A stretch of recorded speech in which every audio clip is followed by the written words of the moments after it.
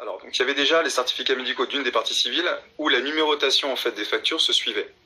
Moi, par exemple, quand je reçois des clients, donc j'émets des factures qui se suivent les unes derrière les autres, d'accord. Et même si l'année suivante, on revient pas en fin de compte à zéro, on continue de manière linéaire jusqu'à la fin de sa carrière quand on est profession libérale.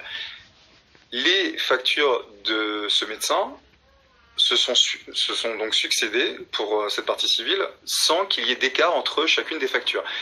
Ce qui induit qu'il n'y aurait pas eu de patient sur une période de 3 ou 6 mois pour ce médecin. Ce qui me paraît aberrant.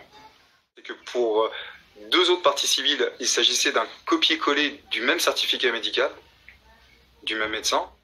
Ce qui posait également problème pour ces certificats médicaux, c'est que ce sont des médecins généralistes qui se prononcent pour ce qu'on appelle des chocs post-traumatiques, pour des problèmes d'ordre psychologique, et c'est, à mon sens, ça rentre pas dans leurs compétences.